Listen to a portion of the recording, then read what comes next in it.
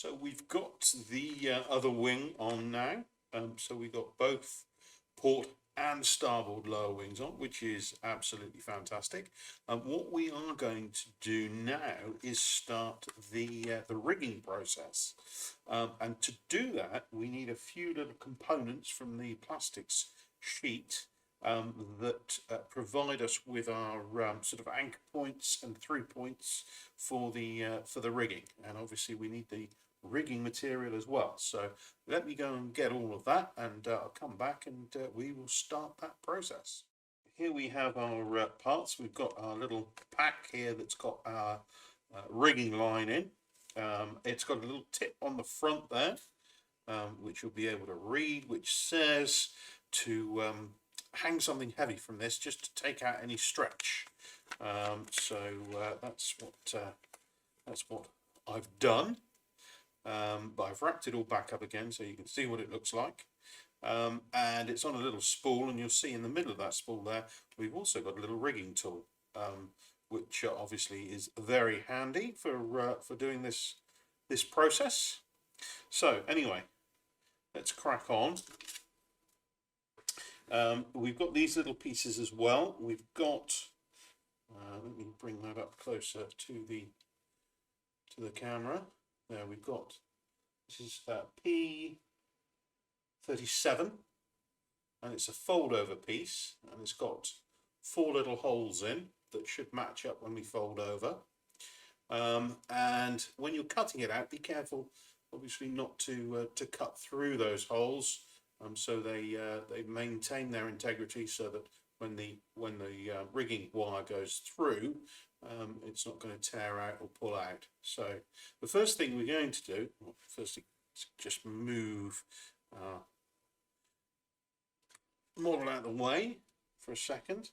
On the inside of each of these parts, on each of the holes, there you can get a little bit of burring of the plastic.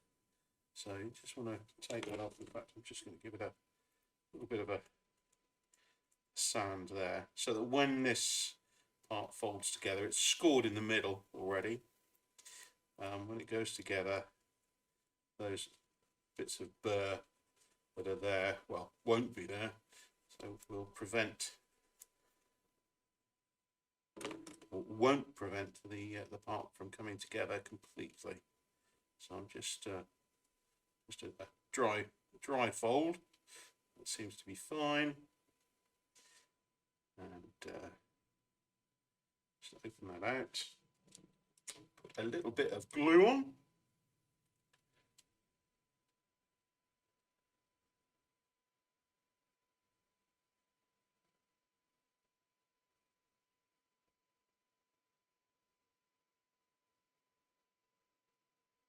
Okay, if we get glue over the holes, don't worry, we can just push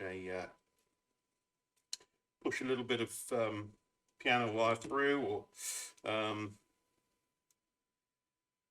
certainly when we come to actually rig it, the rigging tool will push through as well. So this is a bit of a fiddly part, but we don't have to fiddle with it for too long, thankfully.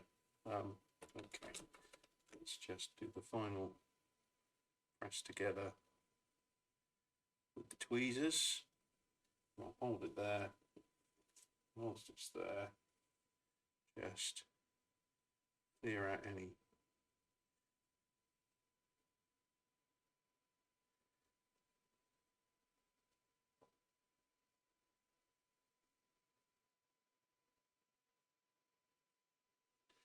of the glue. There we go. And before I put that down and completely lose it, I'll show you where it goes.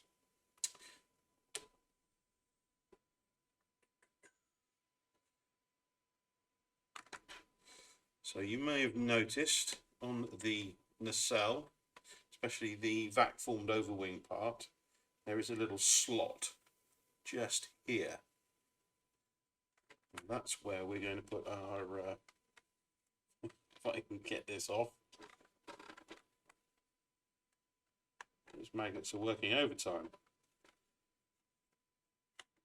There we go.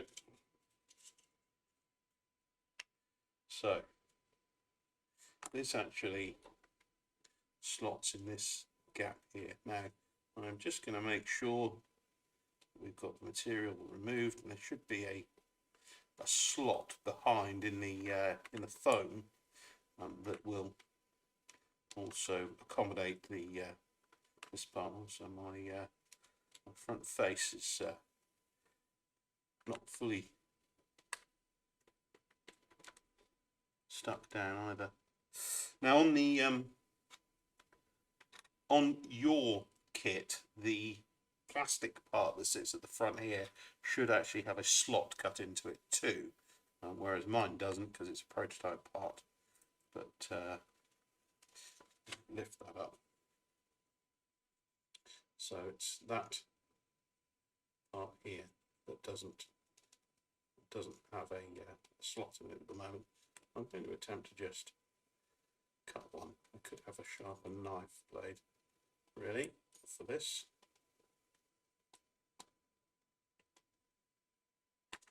Right, let me change my blade, and we'll just open that slot up. You won't have to, it'll be there already. Right, don't know, must be my sadistic nature that I'm watching you watch this, as you're not going to have to do it yourself.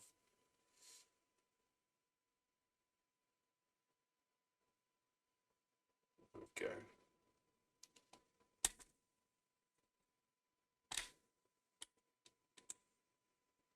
So let's take our little P37 part and just holding it with the holes pointing towards me, and then the larger part of that the part I'm just going to pop into the slot there. Said, dropping it. Right, I need to open up that slot a little bit more, so bear with me. Right, still haven't lost P37. Let's try the tweezer method again. It's a lot easier for everyone to see, including me, as to whether I'm getting it in the right spot.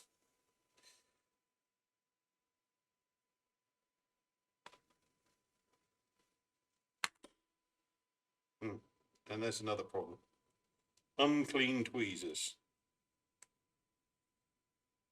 So I've got little bits of glue residue left on here. And obviously that's sticking.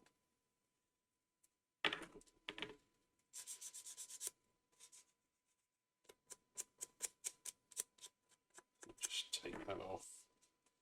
There we go. Let's go again.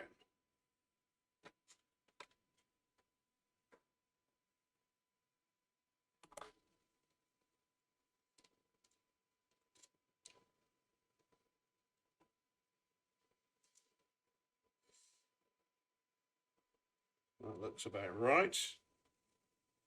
Let me just bring that up to the camera so you can see a little bit closer. But we've got the vast majority of the part is within the nacelle. We've just got the two holes poking out there. Something like so. Now I'm going to use a little drop of CA glue to hold that in. I could use aliphatic resin, but this happens to be to hand. Nothing's working for me today. So open up. There we go. I just want a tiny drop. There's nothing.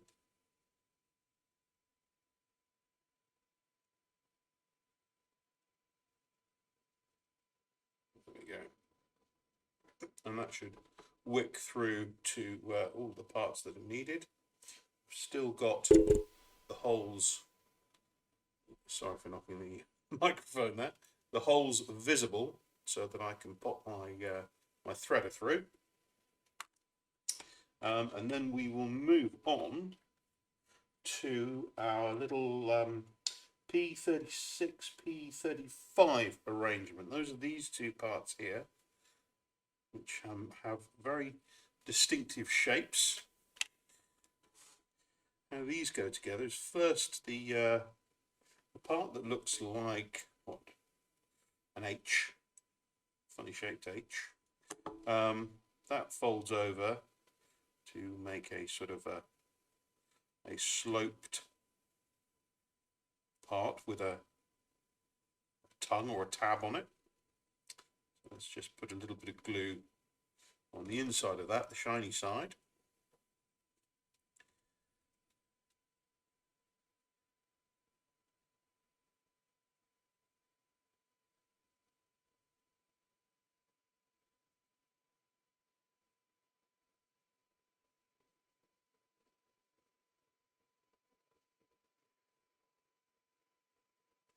There we go. Now you do have a couple of these in the pack. One's for the lower wing, and there's one that goes into the upper wing as well. So let's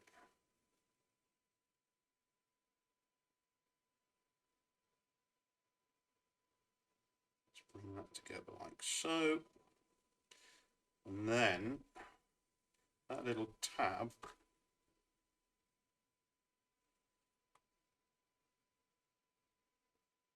not doing very well today. Must be the hay fever. So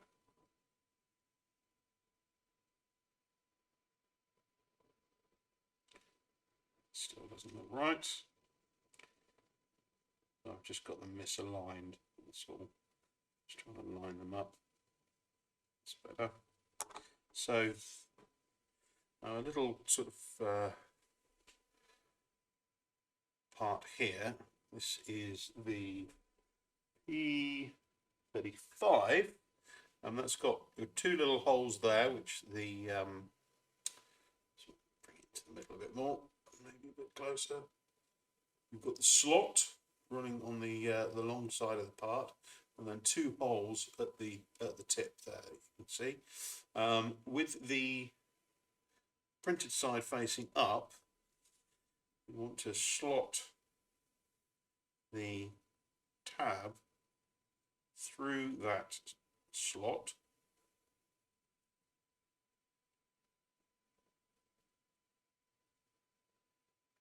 It will go. It is quite a tight fit. And then you can see there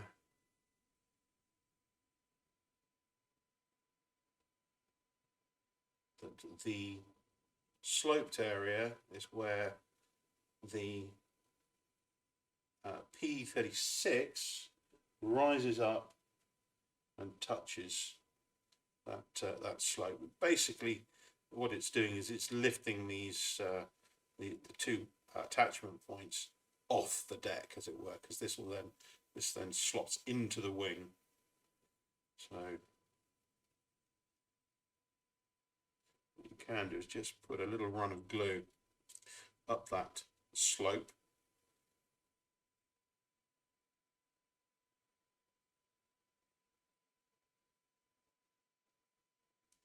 Tiny bit. And then just bring those two surfaces together. So you've got a tiny little part like that. There we go. We'll just let that dry off, and then we're going to pop it into place on the wing. And the place where it goes on the wing is right next to our foot shroud for the outer strut. So what I'm going to do here is that it should be a little indication of where it's going to slot in with a score that's been put into the wing. I'm just going to make sure that that is open for business, and it is long enough and wide enough to take our little plastic tab on the part that we've just created. There we go.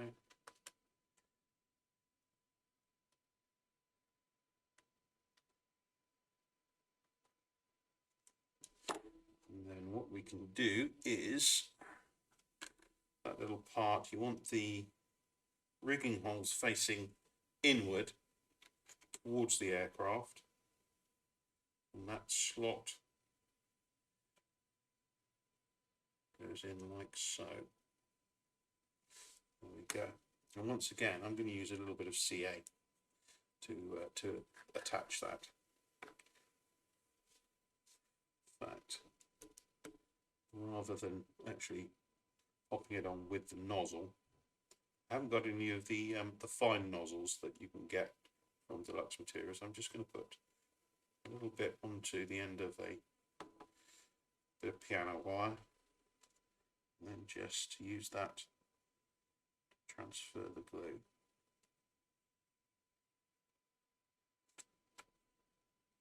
Just put a little bit around the other side as well. Obviously this does a mechanical job as well, although obviously we don't have to have the rigging bar tight. But, that should hold it nicely in place. So now we've got all the attachment points for the rigging, we can now start to think about putting the rigging through those points. So we should have holes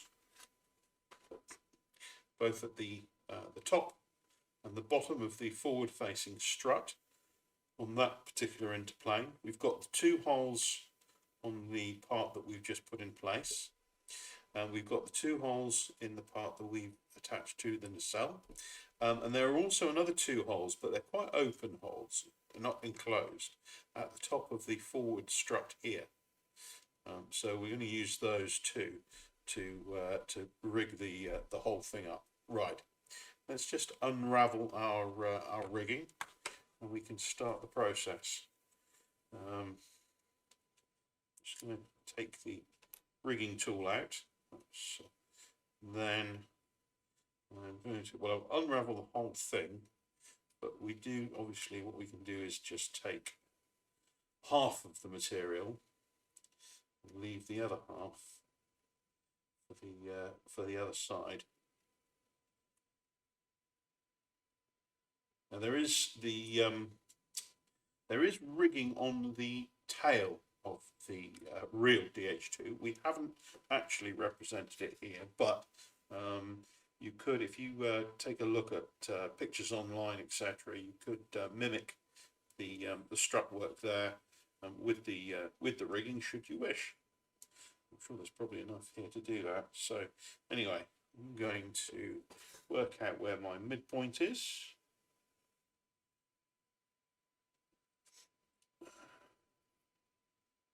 So my arms are outside of the reach of the camera.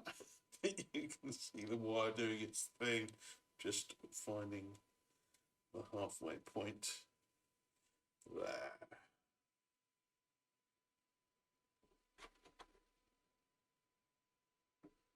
Okay, so let's pop, so we don't lose it or get it all tangled up. Let's pop that back onto the spool.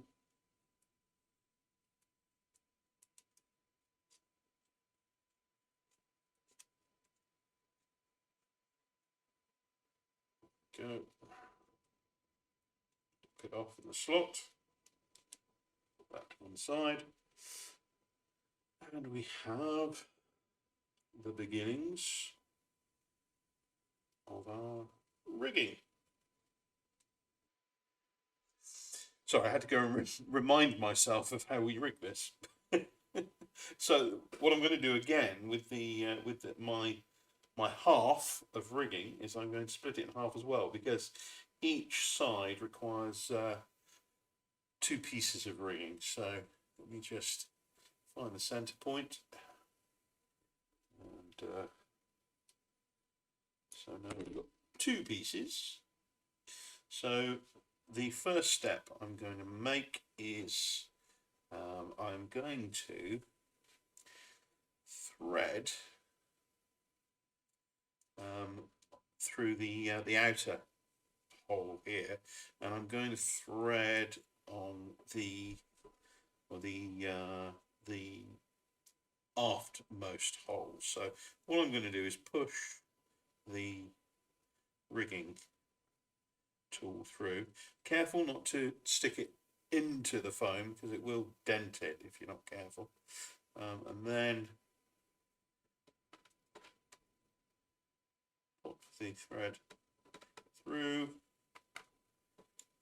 pull it through. Just going to hold that firm while I wiggle it through. There we go. And I'm not going to pull it all the way through. I'm going to just tie a little knot this end. I don't think I'll even need a stopper knot, just a standard reef knot.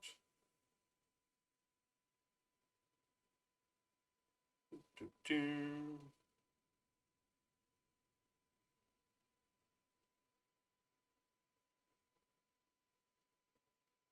we go. Keep the tail as short as possible, and I'm actually going to lob off that tail now as well. So just pull a little bit through, then take it off as close to the knot as possible. Pull that through. So I'm then going to take this up to the strut, top of the strut there, and obviously once again go through the aftmost hole, most rearward. So pop the rigging tool through. And then just thread that like so.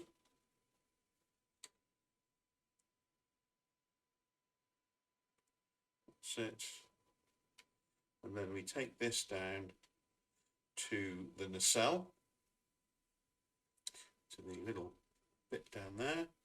So just going to pop once again the aftermost hole, pop the rigging tool through, put the wire through the loop, pull it through. There we go. And then I'm going to re-thread that through the forwardmost hole of that same part.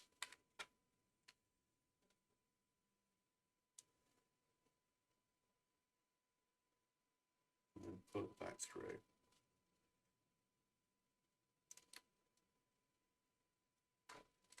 There we go.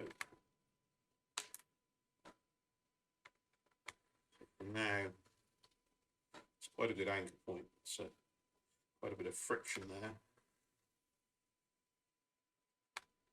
Pull that through. In fact, that can go fairly tight already with the strut fully upright.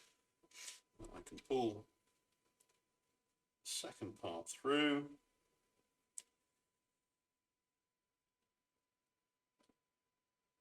The foremost hole at the top of the interplane.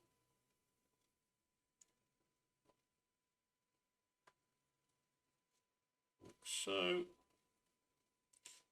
And then through the foremost part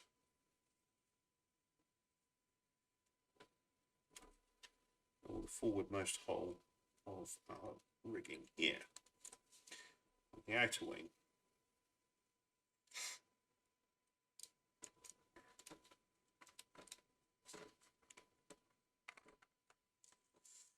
Go.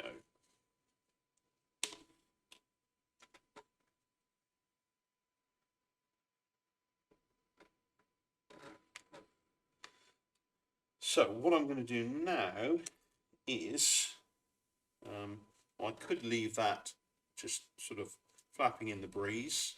I'm not going to lock that off just yet. I won't do that until we've got the top wing on, and I can just make sure that the strut itself is in the right place and that we've got the right tension on our rigging. So, but what I am going to do is I'm just going to take a little more off there, so it's not getting in the way. but won't pull through. If you don't want it to pull back through, we can actually knot it as well, just to make sure that you don't lose it, although it wouldn't take much to pull it back through again. And then with our second piece,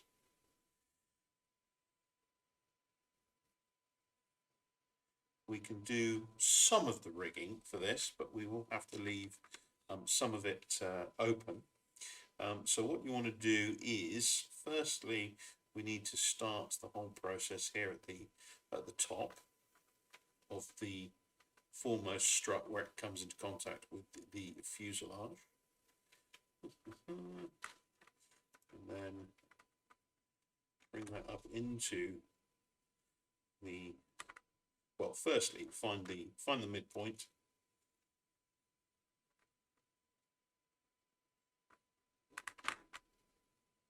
That's close enough, and then just pull it into those holes that are there. We can actually secure it at that point. So I can once again put a few dabs of CA glue to hold it in place. I'm going to use my transfer method. Just to make sure before that glue dries, because it does tend to stiffen up the rigging wire. I'm just going to pull the rigging wire down so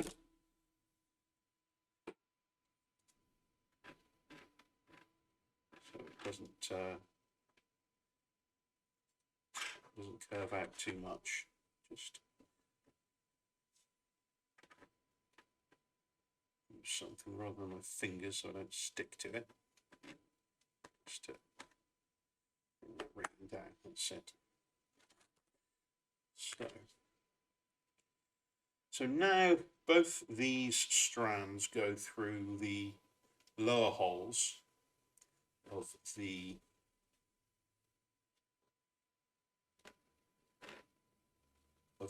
strut. Oh, sorry, lost my train of thought there. Now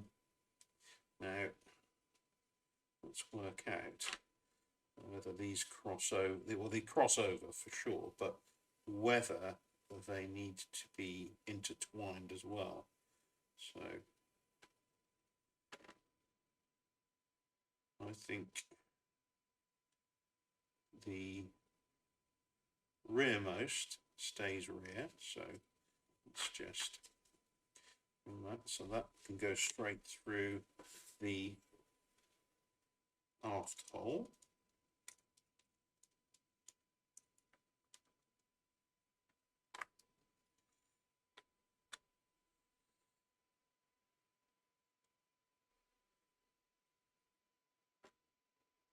So this is the rear facing, or the rearmost hole at the front of that strut.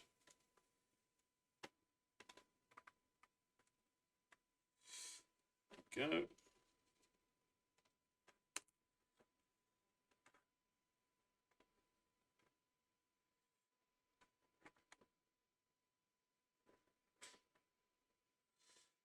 So I'm just wondering whether this needs to go through the two strands that we've actually rigged up already,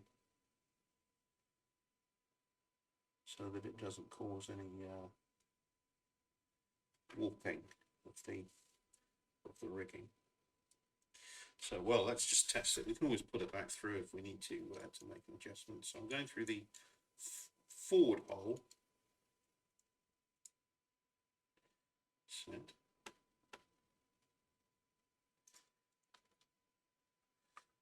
There we go.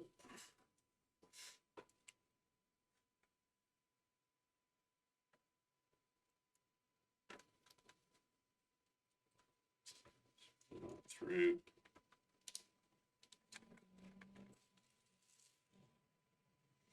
Right, let's just tension everything up.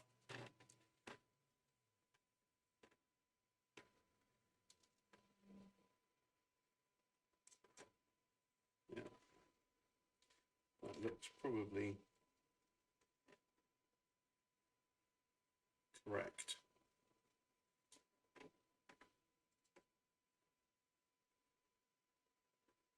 Now I know on this stretch that this strand here, which is the foremost strand, goes through the two there, and this falls to the rear. So it's the same again, basically. But actually, we're not going to do any more rigging than that for now. These pieces here will remain loose until the top wing is on, and we can thread those through the reciprocal fitting that we'll have on the top wing up here. So we can now leave that to dangle, and that shouldn't pull through. So that's the rigging on that side. It's just a mirror image on this side. So once again, I'll leave you to do that. Get the little parts made where the rigging actually will fit through. So we've now got both sides of the lower wing rigged up, and the next step we need to go on to is that of creating the upper wings.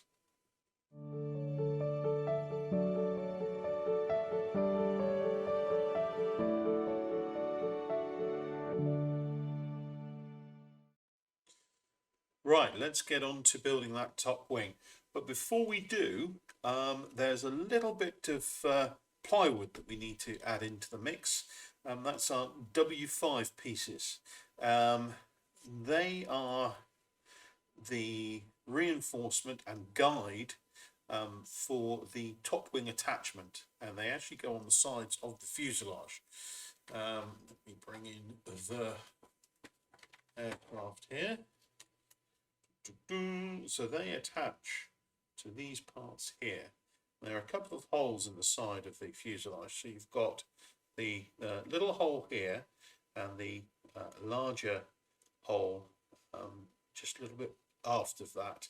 And on the parts themselves, you can see that there is a hole at the front there. There are some holes at the back here just for lightness, taking material away.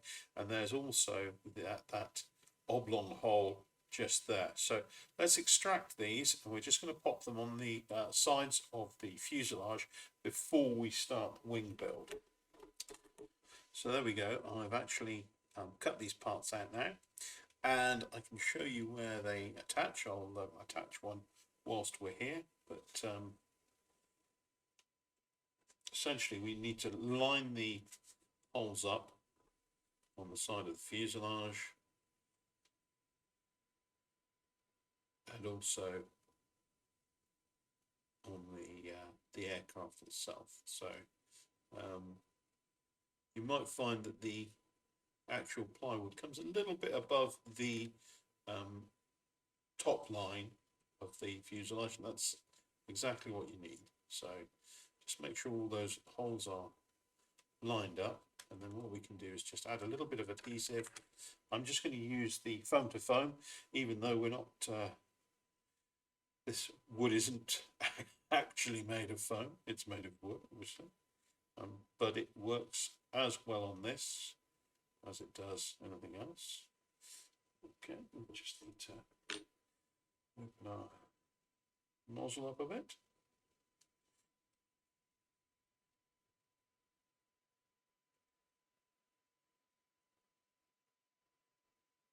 I'm just applying glue. You may notice that all of the holes have been knocked out now. On the part that I showed you previously, there were pieces left in those holes. Obviously, you want to remove those. The laser had gone all the way through, but it had hung up where the laser started and finished. There was a little bit of material left, so we try and keep the power on the laser as low as possible to stop scorching and all that sort of thing. So let's just get that popped on there.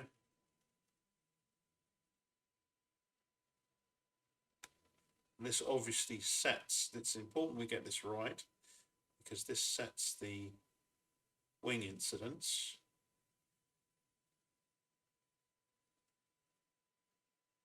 So that's where you want it sitting.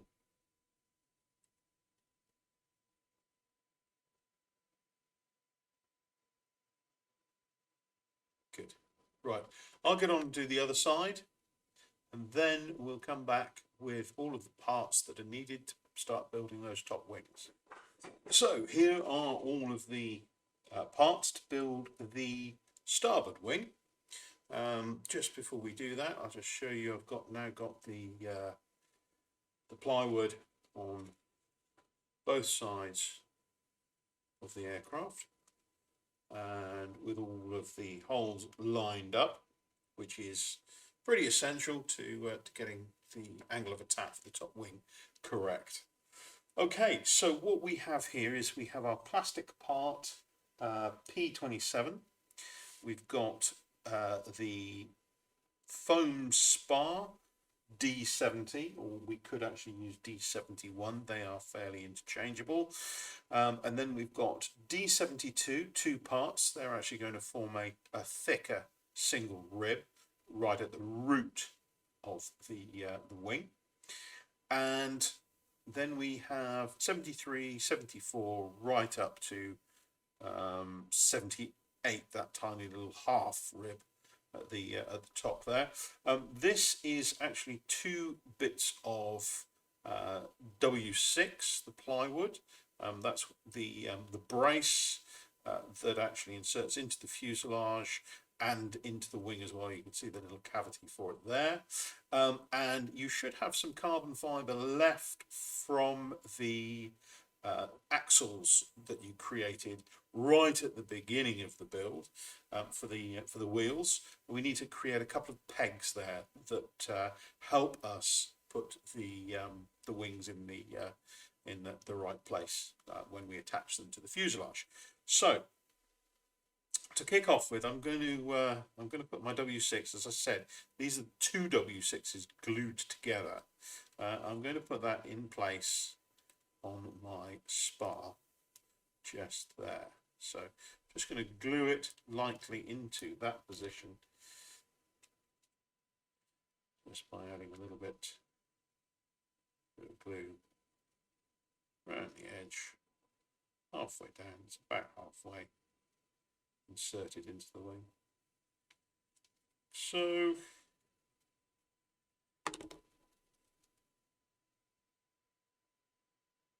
there we go. Just to make sure that sticks in place. So let that set. Whilst that is drying, curing, whatever you want to call it. Oh, let's just put the bends into our plastic reinforcer. Now this is bending quite easily because I have actually pre-bent it.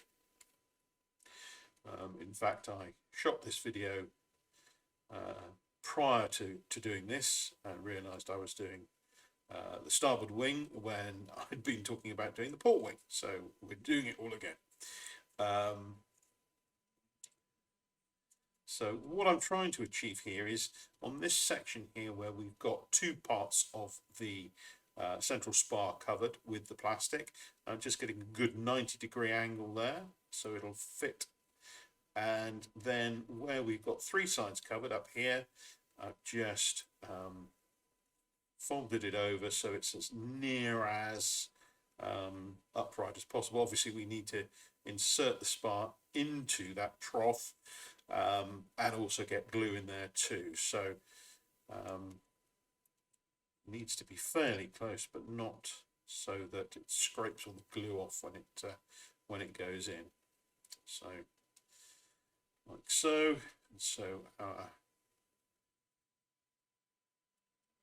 central spar should slot in, and obviously the cutouts that we've got here for the ribs need to line up with the cutouts on the plastics as well, like so.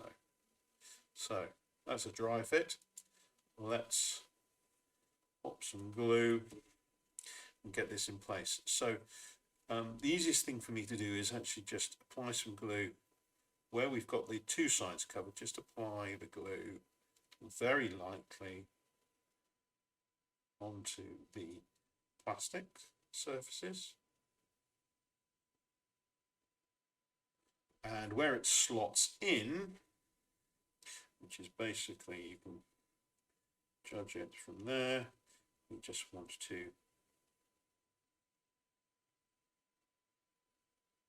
add the glue. Oh yeah, no, one more section. Go. Obviously we want it to adhere, but we don't want to use too much in the way of glue because it adds a little bit of weight. So a sparing amount of the sticky stuff.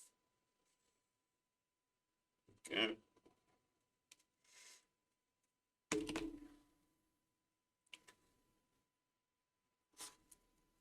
The process begin.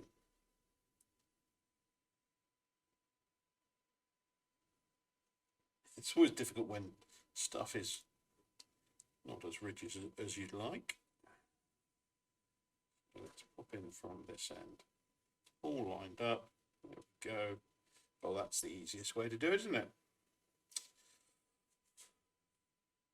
So working from the enclosed end, and I'm just going to bring the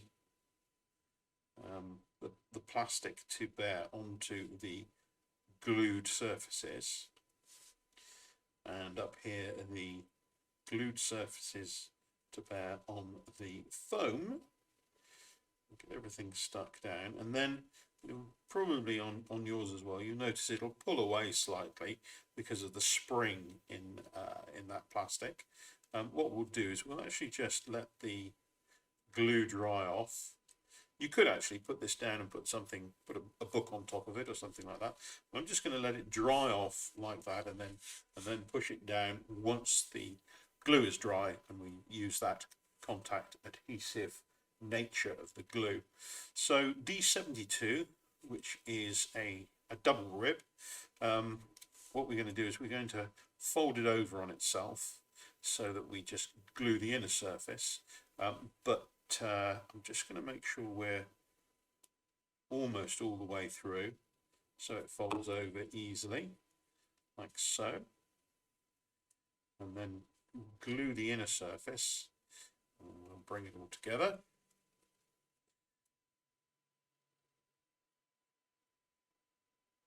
So just putting glue on both sides, but you could just do it on one, fold over, transfer the glue, and fold out again. So I'm going to do both. I'm going to just fold it over like so, let it spring open again. That can dry off, and then we'll fold it and install it. The other thing I wanted to do, just to make sure that your peg will insert into the fuselage, just to make sure, just check that it will go into your the forward hole, that one there, of our little ply mount. Mine's a bit tight at the moment. Try it on the other side too.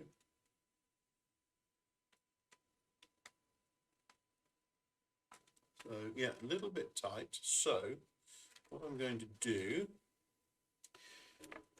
is get my sanding stick and just sand it down a bit, just to make sure we get a nice snug fit, but not one where I'm having to destroy the side of the fuselage to try and get it in when we come to mount the wing. We'll have other things to worry about.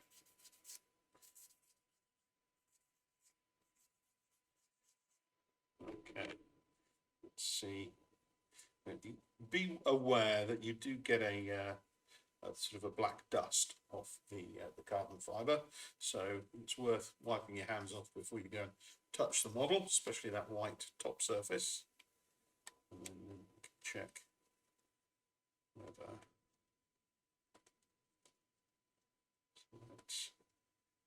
That seems to be going in okay. Might give it one last blast on with the, oh no, that's quite a nice fit actually. Let's try it on the other side.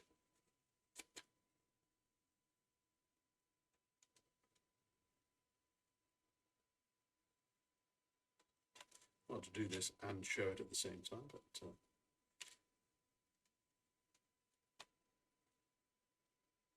okay, still felt quite tight on that side, so let's just make sure nothing in the way.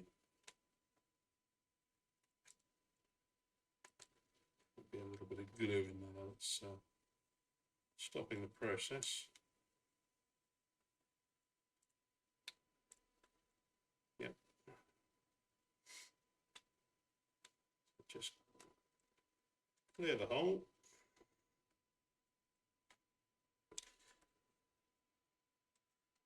Fine.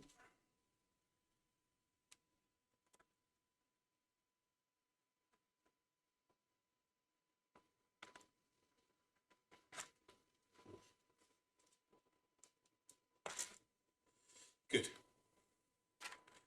So a little bit of sanding required. The peg, or whatever you have left really, my peg, this one at least, is going to be 15 mil. It's probably quite adequate. In fact, I'm just going to just give it another little blast of the stick.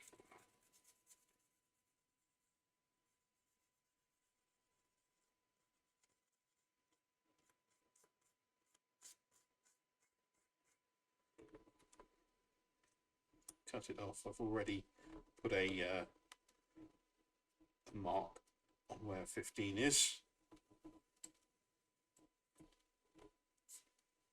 Now, cutting this with a knife, what tends to happen is that when you go through, the thing pings off, never to be found again. So I'm trying to hold on to both parts while getting the blade through. There we go. So there's our peg. Right. Let's pop these two halves together, like so.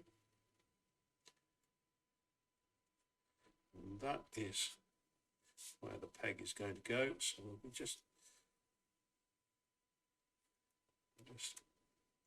get those sides stuck down.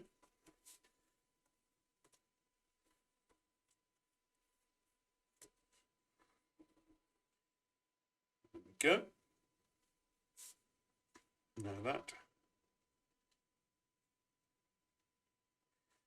rib sits, the double rib sits right at the end there. You can see that it covers over that slot there and should be relatively flush to the top and bottom of our spar. So we'll just glue that into place. But before we do, I'm just going to put that peg through the little hole at the front of the rib. And just before I push it all the way, well, not all the way through, but flush into place. Just going to add a little glue there. In fact, I might not push it all the way through.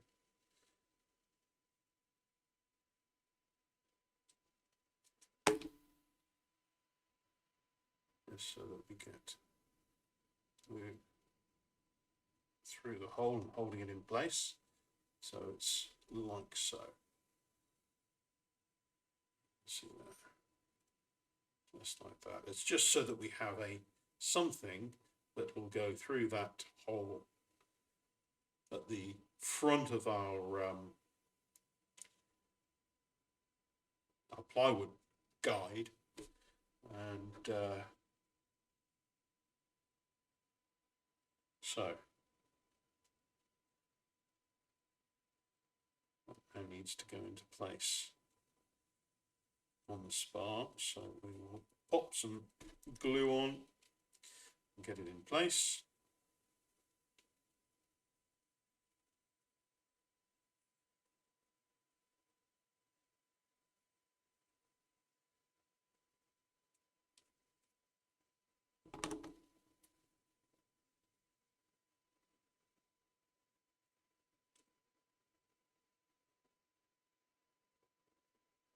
There we go. And it should have a slight angle to it, as the top wing has dihedral right from the root. If you imagine the side of the fuselage here sits flat against the rib, and this obviously heads slightly upwards. As the foam is quite malleable and foam-like, it doesn't matter if it's not absolutely bang on, but obviously just observe that there just needs to be a slight angle to it because of the dihedral. So the next few steps are just literally popping the ribs in place along the spar in sequence, like so.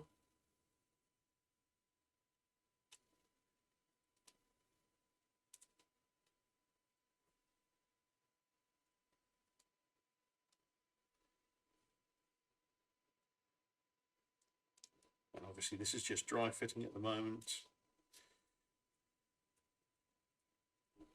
Right up to the end point. So it's not going to stay in without glue. And yes, just gluing all of those in place.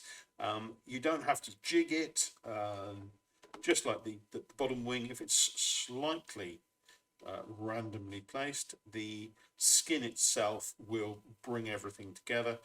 You'll notice you've got this little dugout in the top of each of the ribs, and this is where the cable for the LED light, navigation light, will be at the tip there. So I'll get on and glue all of these into place, and we'll come back and start the process of skinning, or preparing the skin for putting over the frame itself. Another confession to make: the top wing here, if you are one of the great number of people who pre-ordered the Dragon Rapide, you will have received your kit, and this particular sheet material, 1mm foam, we haven't actually numbered these. So my apologies, but I don't think we're going to get confused, because there are only two parts on this sheet, and they are both top wings, and that is quite obviously the starboard, and that is the port. So starboard at the top of the sheet and port at the bottom. You know which is top and bottom because, well, firstly, the watermark Microaces logo is, well, you can just about see it, is the right way up, and then you've got a little bit of writing down the bottom here, which also shows which way up the sheet is. So we are creating the starboard wing, so it's this part at the top that we will cut out. So here is our starboard wing in its rawest form, straight out of the sheet. A few things we need to do to it. There are some scores that just need to be opened up. There's an aileron that needs to be detached as well, and we need to do some sanding. So this whole thing folds over on itself, and we're going to be scoring the inside fairly shortly. But what I'm going to do first is just sand down this entire edge here, so that when it does fold over, that white edge there has disappeared, and it fits nice and flush onto the underside of the wing. So that's just a process of, as we've done before, getting it to the edge of a table, like here. I've got a couple of boards stacked up one on top of the other, and then it's all about just carefully sanding that edge with quite a deep bevel until you get rid of the edge that we're talking about. So I shall carry on doing this and come back when my sanding is done. So I've sanded quite a nice edge onto that now. It's about 5mm deep into the skin there, and it's taking it right to the edge. The great thing about sanding this against an edge is that you're protecting that portion of the material on the edge, so you can't actually go any further than sanding it right down to the very last nth of a millimetre. So the other thing that we need to sand is the tip on both edges there. So when we fold over, we can pinch these together, and we get a nice tip to the wing without any of the white edges showing, or as little as possible anyway. So the areas that we need to sand go from the outside of the aileron all the way around there, and also all the way around that particular part there. Now I tend to like doing this a little freer, because obviously it's hard to take this particular curved part to an edge, so you've just got to be fairly careful about sanding it, and I tend to use the finger behind the material just to support it while I put the bevel on. So on the inside here, I tend to sort of bend the material slightly so that we can get the sanding in there, get the stick doing its work, and then just continue doing that until I'm happy with the edge that I've created, and that when we bring these parts together, it's not going to be too difficult to mask the white edges of the one-way material. Right, well, I'll crack on doing this, and when I've finished, we'll get back and onto the next stage. So I've now sanded the tips of the wing here on the inside, and it's sort of a little bit organic. The sanding at the tips of the leading edge is relatively fine, maybe 2 or 3mm, and as we get out towards the tip, it becomes a lot deeper, where obviously things thin down.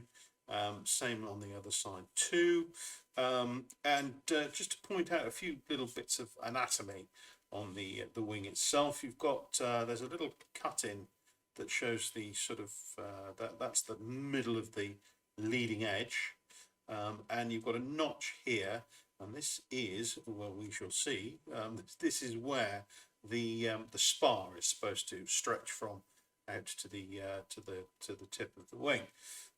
So the next step is we're actually going to cut the aileron out, and this has actually been scored twice. You probably can't see it on here because it's quite close together, or even indeed on your part that you have. But essentially what we want to do is we want to remove the material in the center of that score as well. So what I'm going to do, I'm going to cut close into the wing. I'm going to use a ruler just to guide me nice and accurately. So when I take the part out, the aileron itself will have a sort of a ragged white edge to it, particularly ragged, but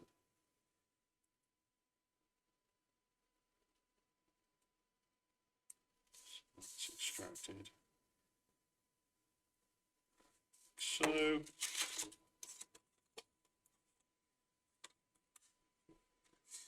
So this should be nice and smooth, and exactly as we want it. The aileron itself, we just need to take off that excess material, and that'll also give us a bit of clearance for its movement when it's articulated.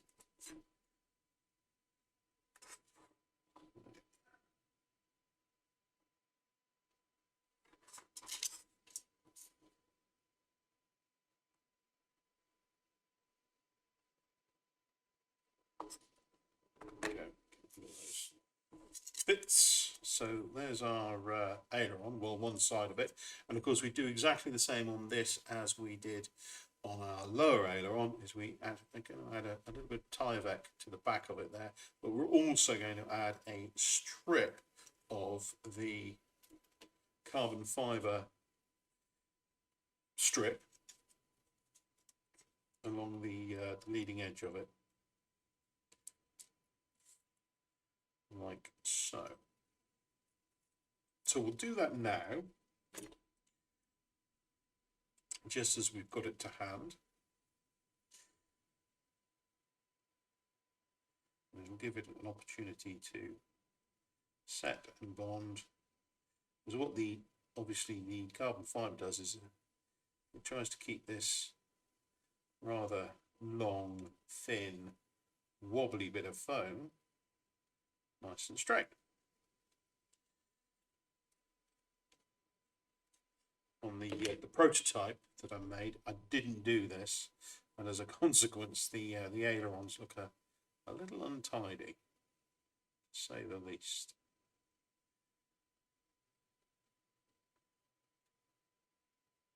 So I've got this is one of the two lengths of carbon fibre that I got with the kit, and slightly overrun, but I'm going to leave that on there until this has set.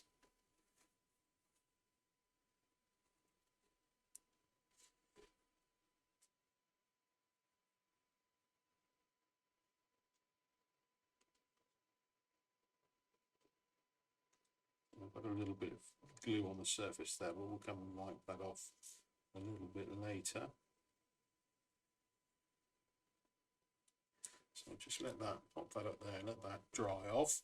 And in the meantime, we can start putting the scores into our wing. Now there should be in your kit a score guide, and what we need to do is match up the wing onto the graphic. You can see the little notches are indicated as well, the holes in the wing too, and as with the previous wing, I'm just going to use some tape to hold the whole thing down while we put our scores in. And obviously it's fairly paramount that we get this accurately taped, otherwise our scores aren't going to be accurate either. And although it won't render the aircraft unflyable, the more accurate you can get it, the nicer the behaviour will be in the air.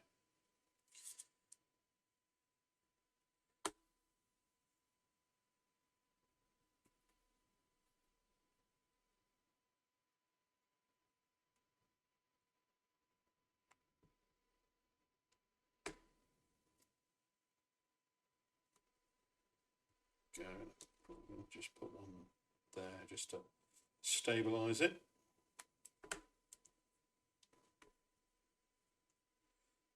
we go. So now that's all stuck down. That's not going to cut the mustard, is it? So let's move into our longer rule.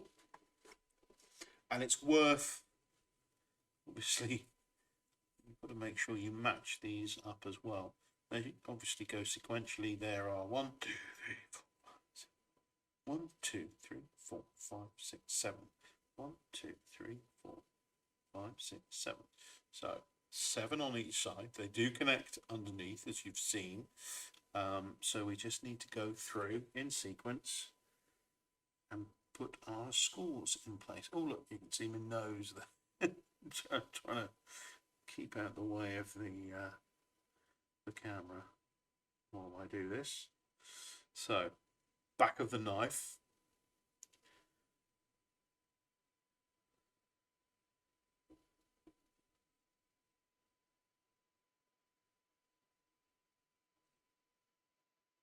Just going to run it long clear over again. So on to the next one. Just make sure it is the next one. Not crossing over.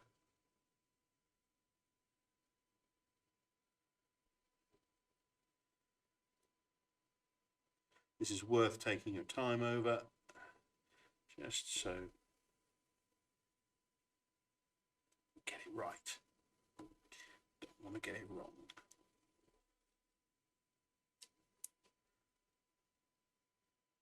So on to the third.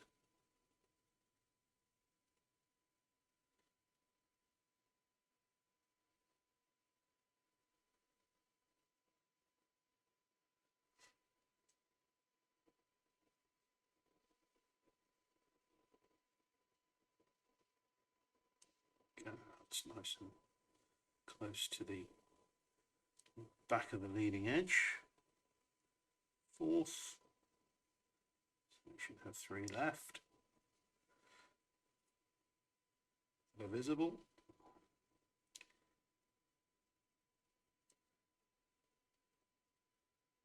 So, fifth, so 2 left visible.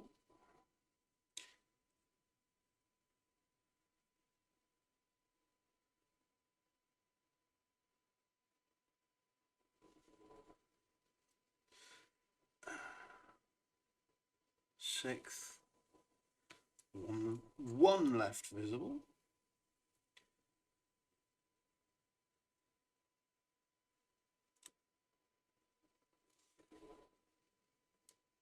And 7.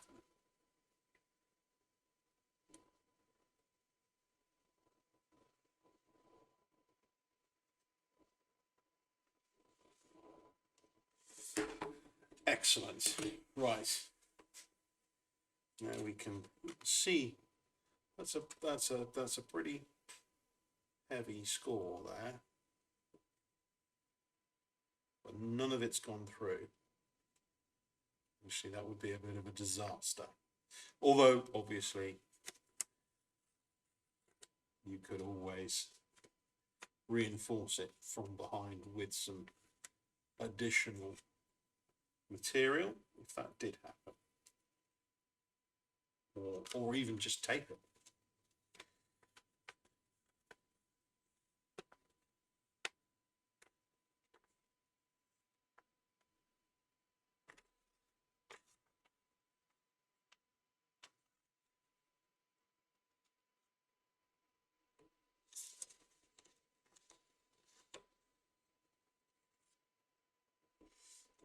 There we go. So now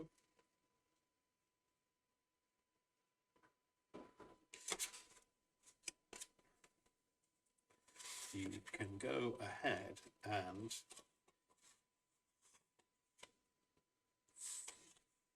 basically allow each of those scores to fold. And what you're really aiming for is an even fold on each of them.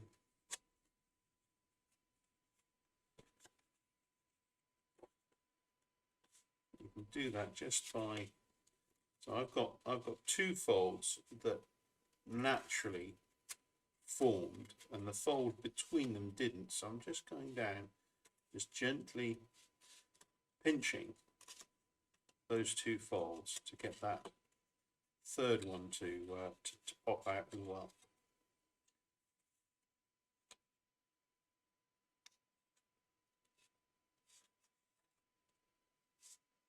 And then moving outwards from that leading edge, just to get each of those scores to form their respective fold.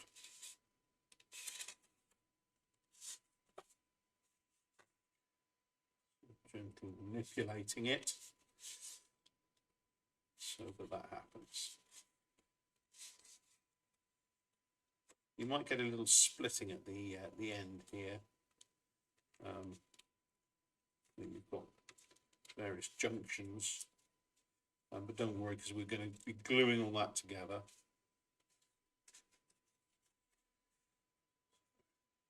Just checking on the inside that we've got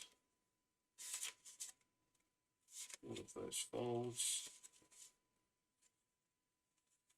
I'm at the last one there. So that's all looking pretty good.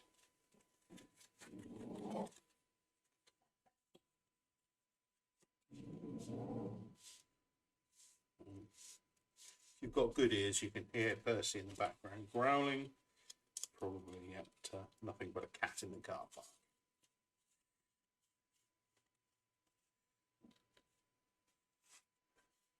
Gone back to bed. Good boy. So, apart from that, we've got some little slots just to open up here that have just been scored for now, where the laser hasn't gone all the way through. Now, if you've built the bottom wing, you'll know exactly what these are for. This is the boot that goes around the outer interplane strut. Open that out. I went a bit too far there. That's come detached, but hopefully that won't make too much of a difference. And we need to cut this part out here. So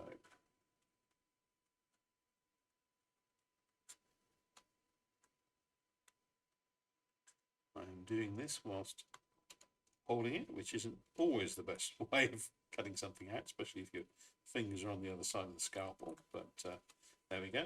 It's done now. And so I think that's probably the preparation. As you can see, you can sort of test fold the part over. This fold over part should run adjacent to the hinge line of the aileron. So you can see that the tip comes together should come together nicely, so that we can squidge it together, pinch it together, and we shouldn't get too much of a white line there. So that's our wing skin prepared. Now we can focus our attention back onto the aileron. So firstly, I'm going to see if I can get some of this glue off. I'm just going to use the ball for this, which seems to be quite useful for this task. I'm not putting any pressure on it because I don't want to squish the foam, but I'm just running it along the junction between the carbon fibre and the foam, just to pick out any glue that's sort of squidged out. And the polished steel seems to pick up the glue quite well and bead it up, and off it comes. So we're just going to trim the carbon fibre off the end there.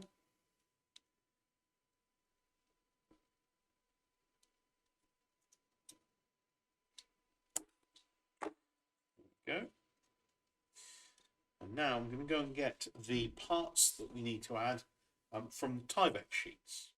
So here we have from our port side sheet, our starboard side wing parts, just to confuse you. So we've got this part here, which is T54, that should cover our aileron, like so. That's pretty good. So we want to position it so that the hinges are showing. Oh, and that reminds me, what I want to do is just colour this side of the hinge there, and there with a black Sharpie. Oh, what have I got here? This will do. So, just going to colour this side so they're not glaringly obvious on the model.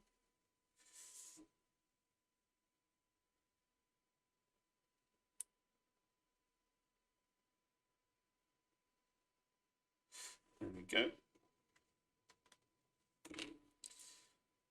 And we've got this part here, which is T53, and that actually sits on the underside of the wing like so.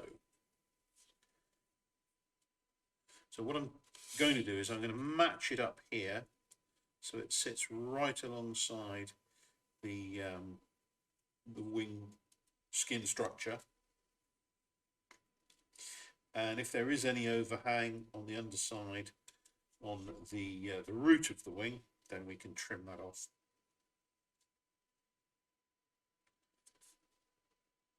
So let's just add some glue to the underside of the wing. We go right along the edge first of all, so we can make sure that that's all stuck down. Let's just clear that out of the way. But the Tyvek gets all stuck down there, and then we'll work my way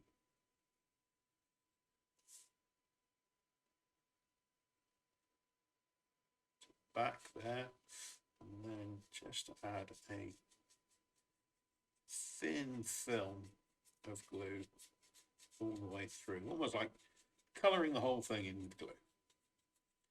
There we go, but a thin, small amount. Always thinking weight. So I'll lay that down on there. Like so, transfer the glue over, and then I'm actually going to let the glue dry a little before we attach that. And whilst that's drying, we will pop our Tyvek onto our foam aileron with the carbon fibre leading edge.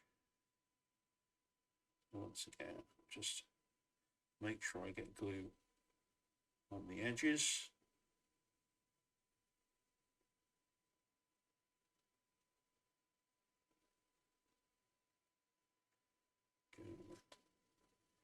Colour it in with glue.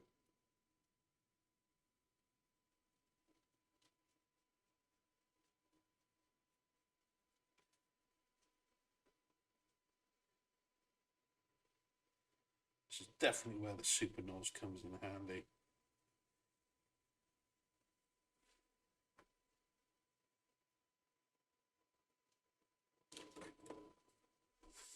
Okay.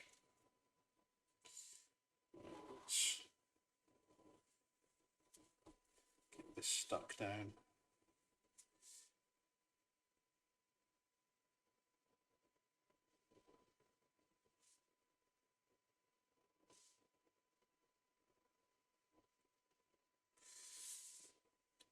Let's see how we do.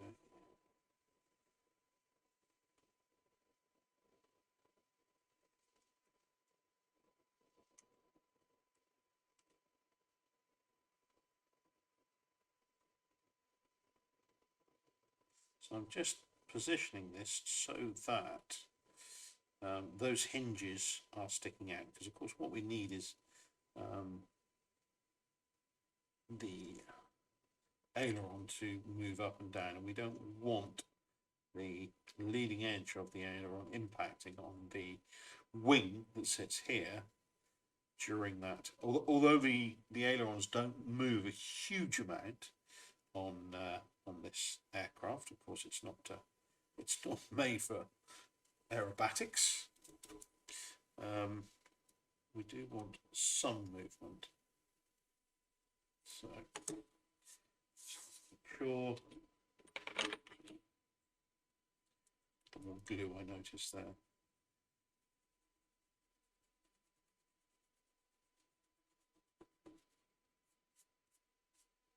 Maybe we'll hit that with a little bit of lighter fluid. I'm just going to use my sponge here. Just think you can use a Q-tip or something like that. There we go. Just easily gets that discoloured glue off the surface. Perfect. Okay, so we've got that sticking up there. There is a little bit of an overhang on to there. Focus. There's a little overhang of Tyvek there, so I'm just going to run the knife using the edge of the foam aileron as a guide. Just run the knife down there to take it. It's not even a millimetre wide, just to take that off.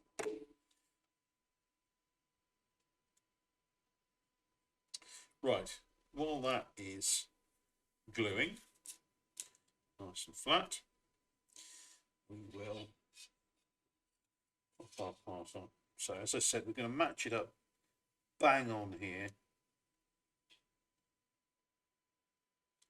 And then wherever it falls, we can always trim.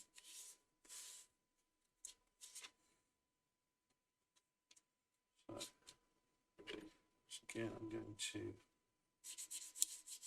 use this ball to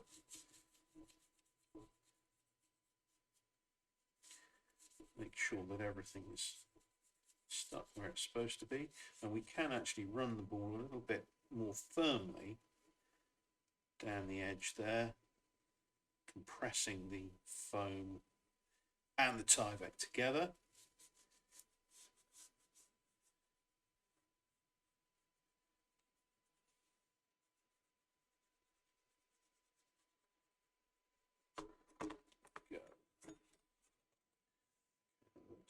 That looks pretty good. So once again, we have a little bit of an overhang here. It's probably a little clearer to see on that part because it's a little more than it was on the aileron. But we can just use the wing itself as a guide. Just trim that off. There we go. So next step is we can get the aileron in place, and when we stick it down, we just need to make sure that we have all the movement we need without impediment. So just need to add a little glue along that edge there, or in fact I'm going to add it to the foam there.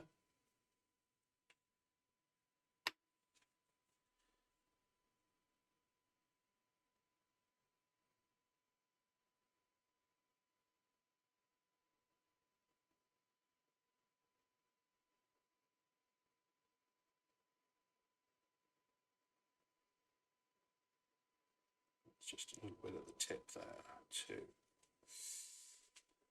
Go. Let's just transfer the glue over onto the Tyvek as well. Just giving it a little shuffle just to get that glue well and truly transferred over. And then I'm going it for a little while, only a few seconds. Just wait for some of the vapor to come off, and then reattach. Just want a little bit of wiggle room to ensure I get this placed with movement too.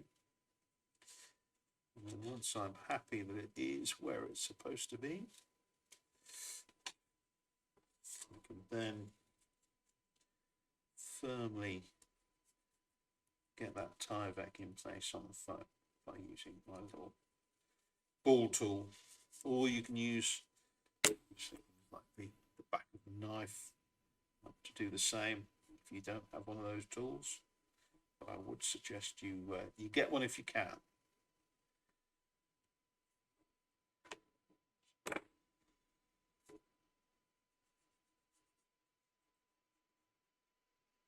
There we go. Excellent.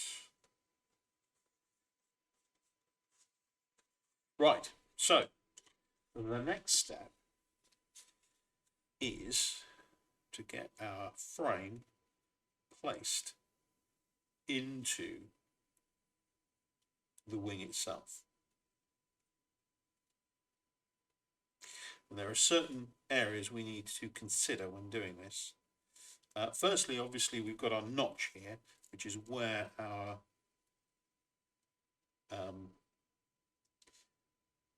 spar, and especially the brace for the spar, extends out. Now, I'd actually use the inner edge of that notch to actually position the edge of your foam, and that gives us a little bit of a recess into the wing that our ply that's already sitting on the fuselage will sit into.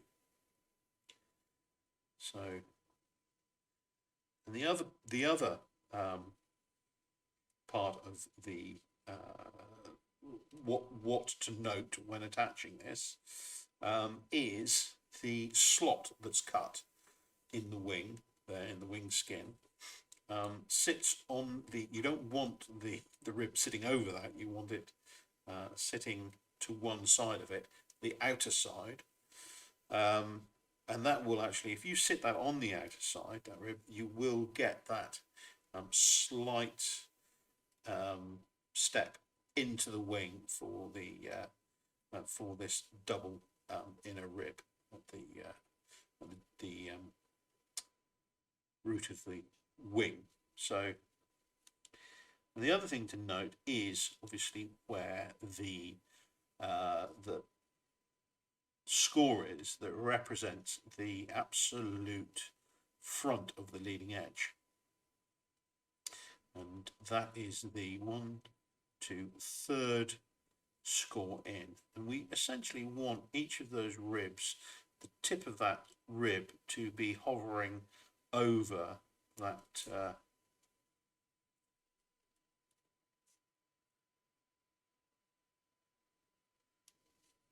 particular score. So, okay, so let's pop some glue onto the underside of our ribs.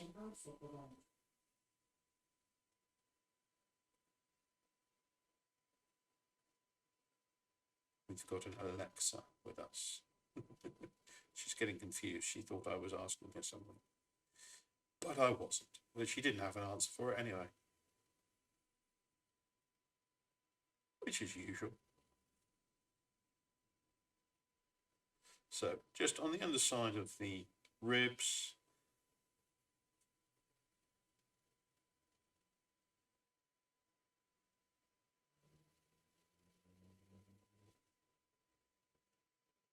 go. And obviously on the underside of the spar as well.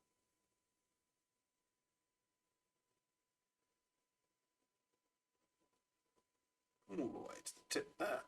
Just a little on the outer rib, half rib,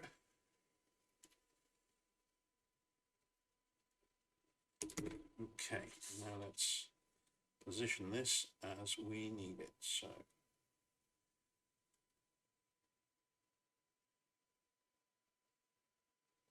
I'm just sort of popping it into place, and now I can have a bit of a play with it, so I can start visualizing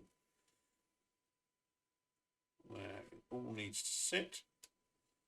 So there I'm looking at the root rib there, it's sitting where I need it, and then just working along, just making sure the ribs are sort of parallel to each other.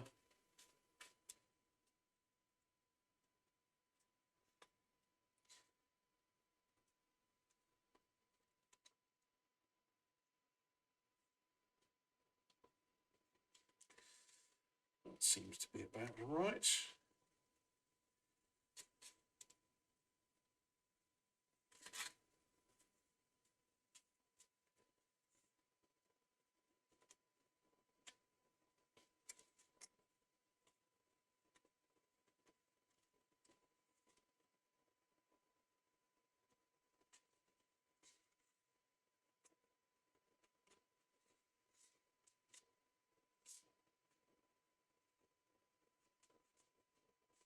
There's a slight curve to the wing root, and I'm just making sure that the rib curves slightly too.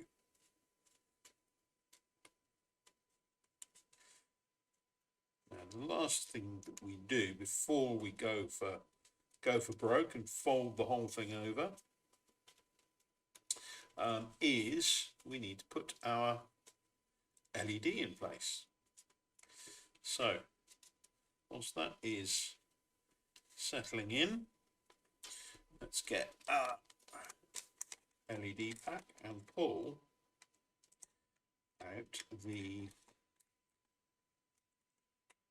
green LED. Yes. Ta-da.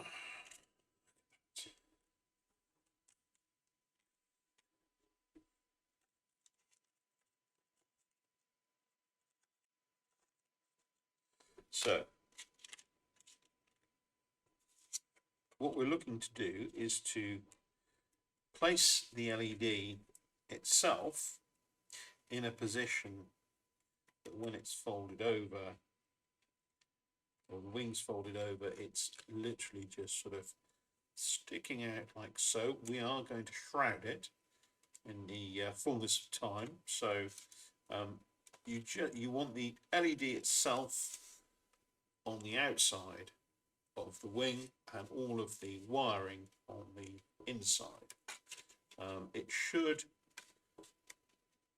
essentially go all the way up into the slot in the wing there, and that's where it should sit until the wing's folded over, and that's its proper position.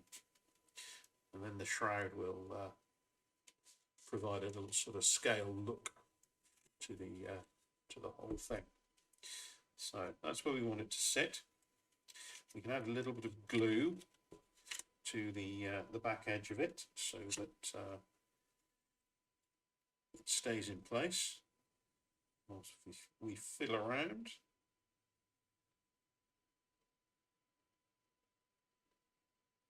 and then the other thing that we can do,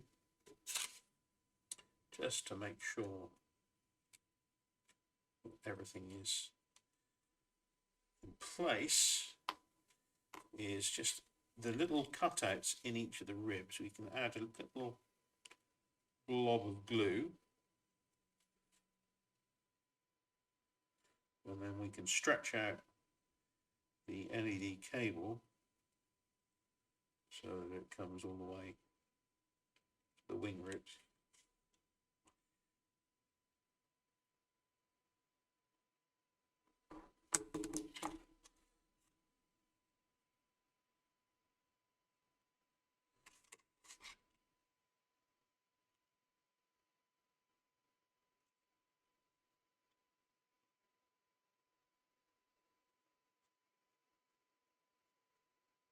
So obviously need the glue to dry somewhat so it grabs the cable.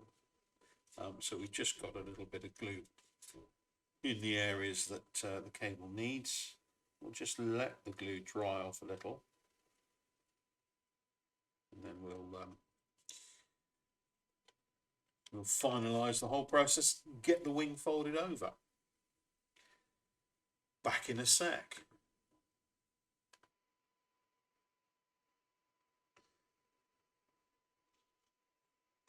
Right.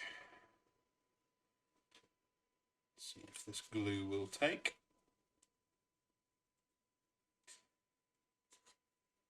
So putting it in these channels keeps it out of the way of sitting on top of the ribs or the spar, preventing the skin to settle down in the correct position. So it's a good idea to pop all the cable into these little purpose-made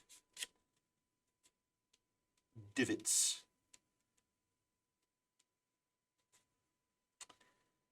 Okay.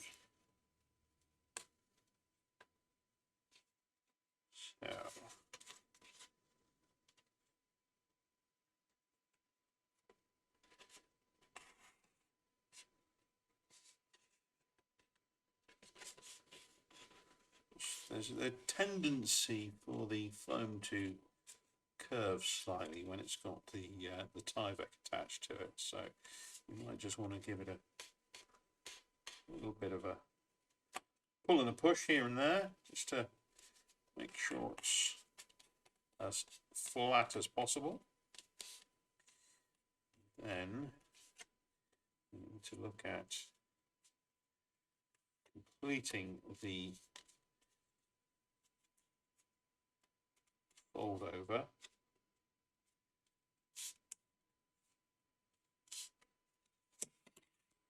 So at the moment, when I'm folding this over, what I am getting is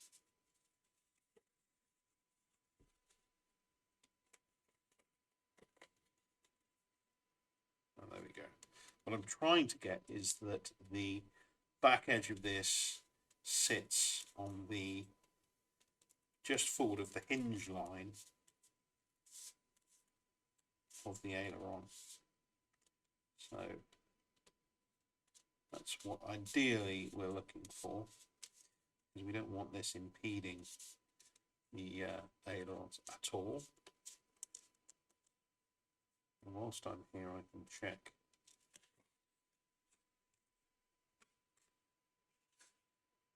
that the ribs are sitting so that they allow the leading edge to be the leading edge. There we need it.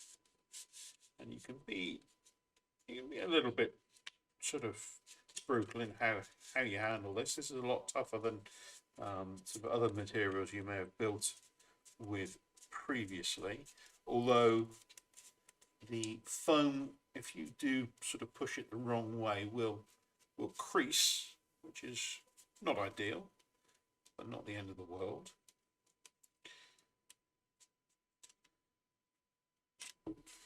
So I think I'm pretty happy. I'm just making sure that all of those scores are working for us. I'm pretty happy, because the more I do this as well, the easier it's going to be once we get the glue in place and do the do. So I only want to do this once. I'll have to get the lighter fluid out. So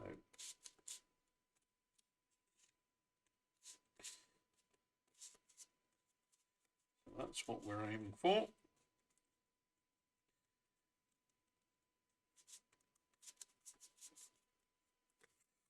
Okay, well, let's do it. So I'm going to put some glue all down the back edge of the underside of the wing, and also across the tips too, on both sides. I'm also going to fold it over prior to gluing, just to transfer some glue over, so I know where my glue line is on this side, and I can apply a little more before we go for it. I'm not going to actually apply any to the ribs themselves. I'm going to put a light coating across the top of the spar though, so that it's held in place. So the only rib that I am going to go across on is the one at the root. So we'll do that now.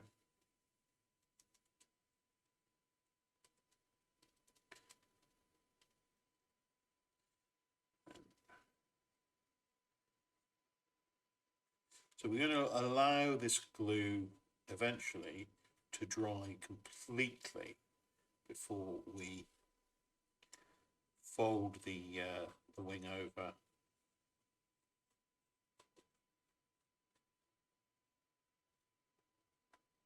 So that's why I've done a lot of fiddling beforehand, so I get a really good feel of what I should be expecting when I come to do the final fold, because obviously as a contact adhesive, once it's stuck, that's it. Well, it's obviously not that's it, but because you can release it,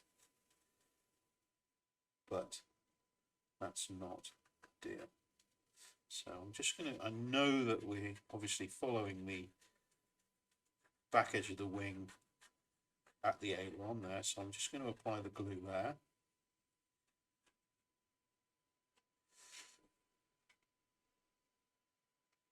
Okay. Let's just fold over so we can get that glue line. So I'm just manipulating the wing as if I was going to glue it outright, but just transfer the glue over like so. There we go, and I've got a little bit of glue running down there, which shows where that edge came into contact. And I'm just going to increase the level of glue that we've got there, so we get a nice consistent line of it.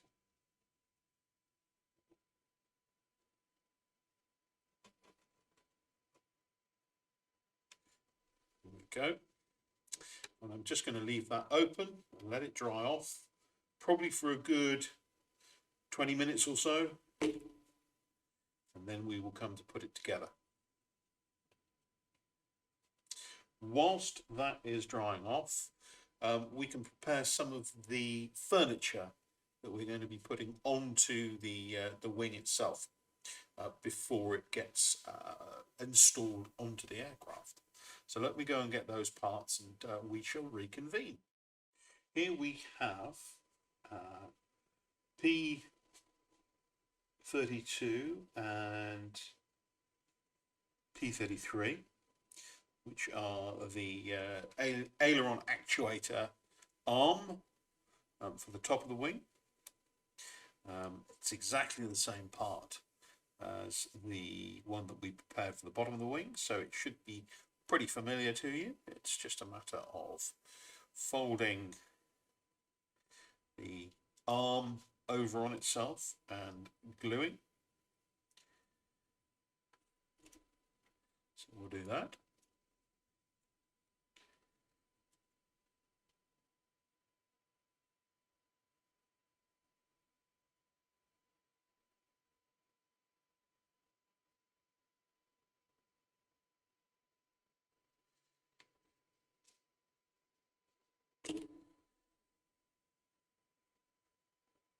So, okay, we'll just let that fall open.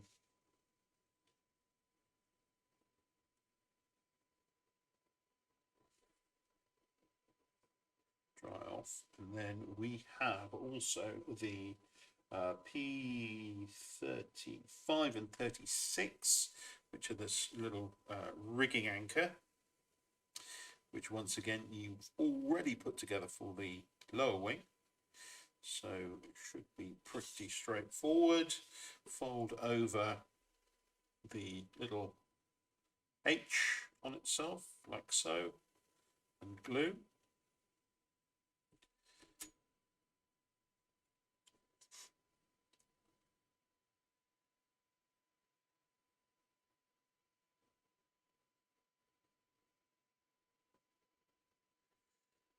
And I did notice something on the assembly of the upper wing just now, is that the position this goes in, it actually, the slot is directly above the spot. So what we're going to do before we install it is we're actually just going to trim this down a tiny little bit, probably take a millimetre off, so that it sits in the foam but doesn't try and go through the spar, because it won't be able to, because it's on the underside, and the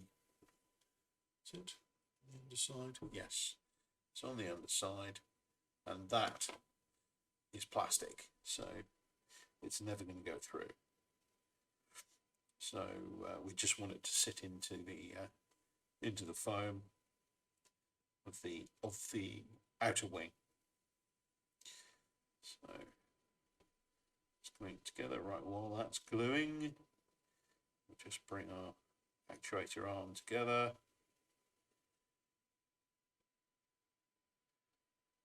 So, and then put the little base plate on.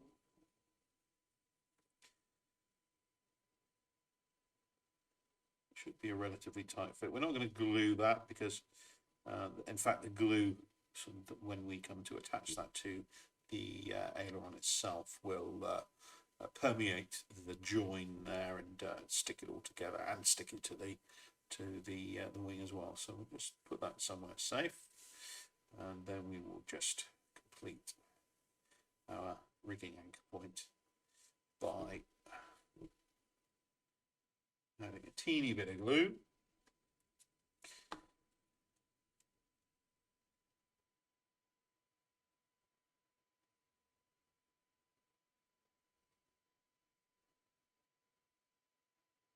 Just to the edges that are going to come into contact with the plate that's got the little rigging holes in. So just slot that over the other. It just sits like so. So this is either T62 or T63, and we've already prepared one for the lower wing. So just as a reminder, we put a little score, and this is on the printed side, using the sort of the graphic as a bit of a guide.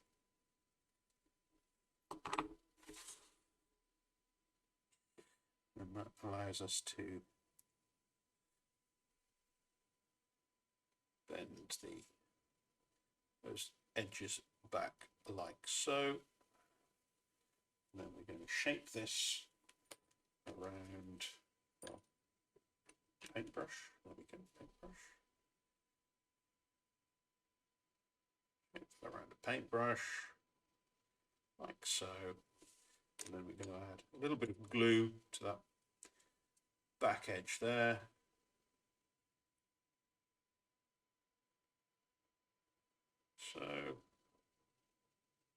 So we'll let that dry off, and then we'll bring that back edge together. So we have our little boot. There we go. Right, is our glue ready? I think it is. Okay. Moment of truth. So my key aim is to ensure that that back edge comes together on the line at the back forward of the aileron. There we go. Which it has done.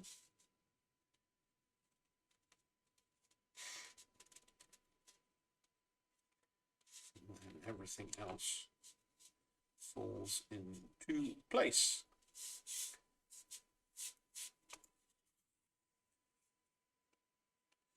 Make sure that the skin is nicely adhered to the rib at the base of the wing.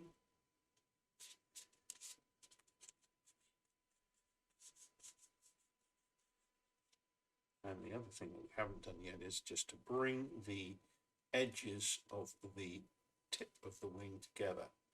So doing it this way means that we have a bit of control over how we do this. We can create a nice join, and we can also start using a few of our tools on this part of the build as well. So I've got my little steel ball tool, just adding pressure right at the tip of the wing, just bringing those parts together.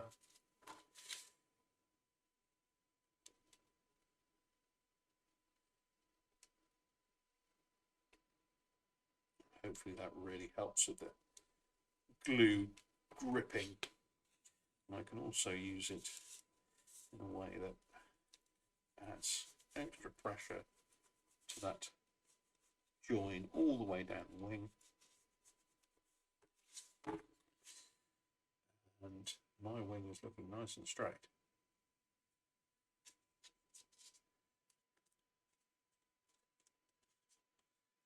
Make sure all of those scores and folds doing their job.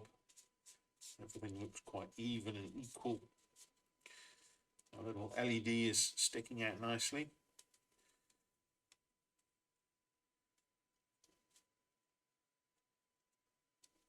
And everything is pinched together. I'm very happy about that. That's a win.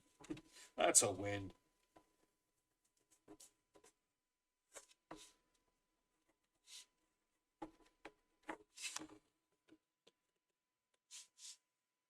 Fabulous.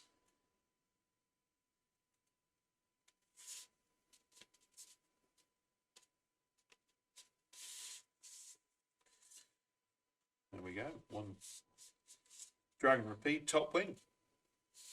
Skinny as you like.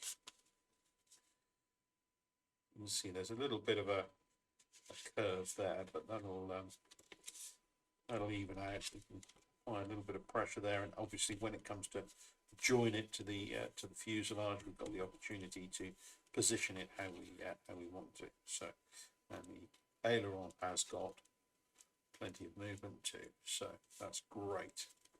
So we can pop our little bits of furniture onto the fuselage. Now I've gone and glued that to there, and I was going to snip off a little bit of the bit there. So let's see if that's actually going to be necessary. And yeah, it is.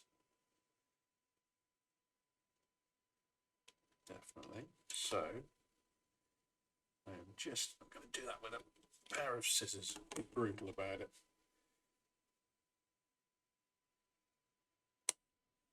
There we go. Let's just put that in place. Yeah, that's fine now. But actually, I'm not going to put that there just yet. I want to put my boot in place first. In fact, that might impact on the position of the boot itself, so I might want to move that slightly anyway. So we'll see. Okay. Before we put our actuator arm onto that, actually, as you can see, that sits You've got the slot in the aileron there, that actually sits just there and goes in and out. In fact, I think that slot's probably in the wrong place.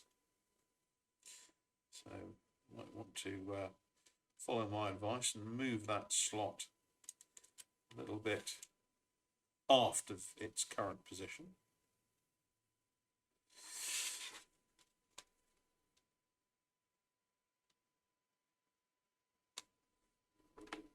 And just do that by, obviously we don't want to go all the way through. Got the Tyvek on the other side, just to draw, closer to, just draw that slot back along the aileron a little bit further. You can use the back edge of the knife as well, just to push the material out of the way. But before we actually put that in place, we just need to reinforce the hole that the actuator arm goes through. And to do that, we need a plastic part, P34. There is P34. So that just needs to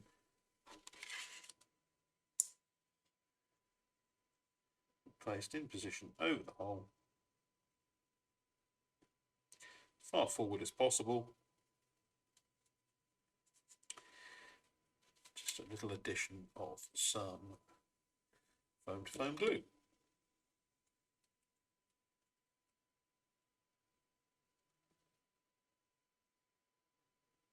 Oh, finally clogged.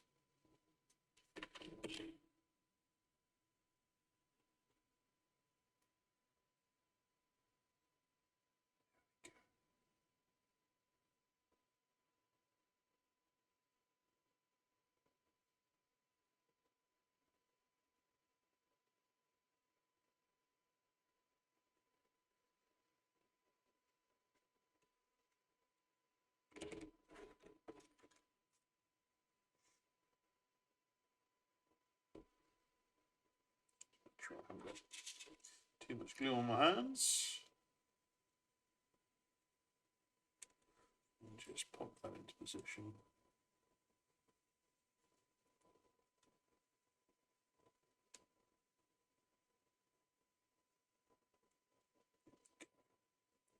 There we go. So now we can put the arm onto the aileron.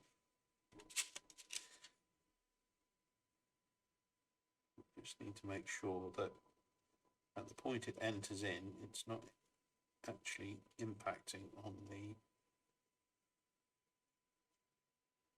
the edge of that hole. So that looks to be about right. Just there.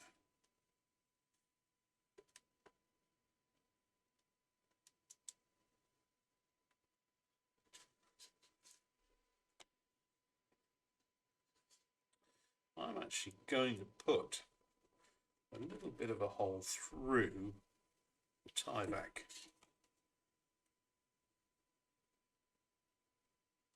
So that this sits quite deep into, well, as deep as it can go into the aileron, to get a very good anchorage point, like so.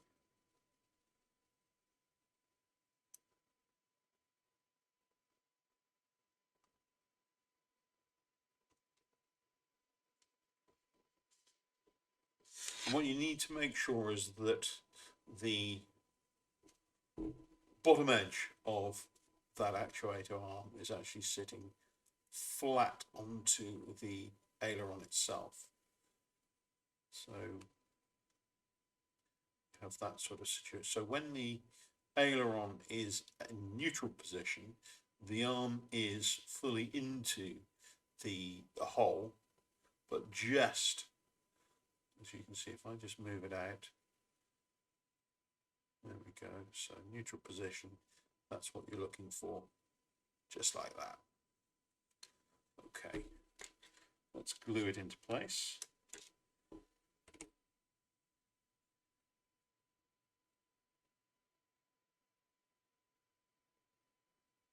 For such a small part, I'm being relatively generous with the glue because obviously we don't want this shifting in its position. We just want it locked there so that it moves the aileron.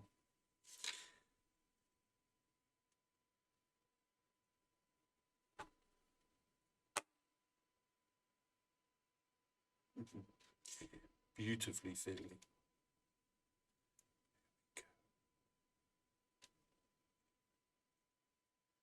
So,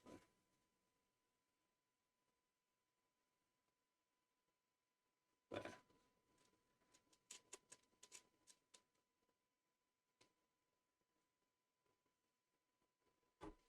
Just twist it slightly, so it's right in the middle of that hole.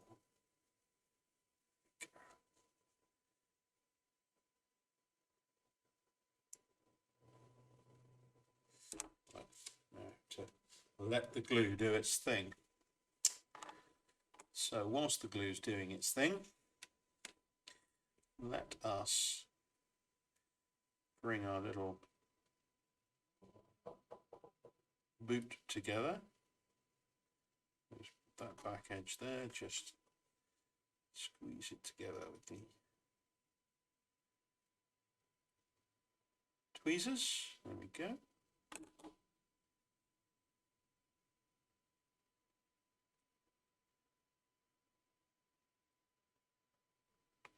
Okay, and then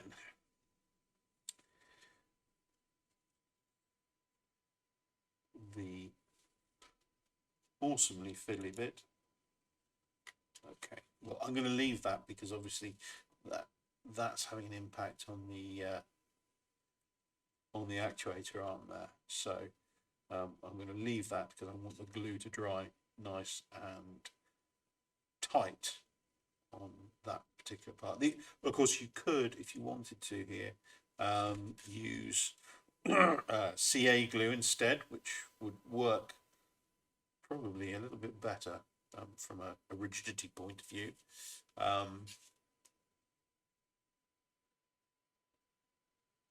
So up to you. Obviously, if you are using CA, make sure it's foam safe. Otherwise, it'll just melt a hole in the aileron, which is not ideal. Good. Right, I'll stop fiddling with that because it won't set properly. We'll pop that to one side and we'll let these parts, well, they're probably dry now, so that's fine. We're going to put the little shroud onto our LED. So let's get our LED shroud.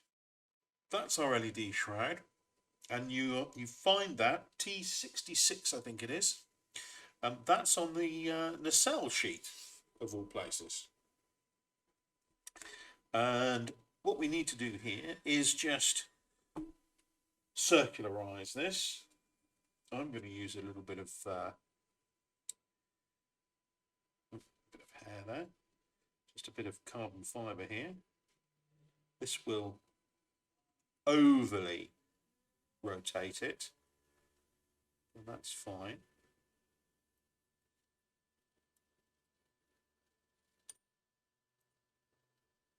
And then what we're going to do is grabbing our wing,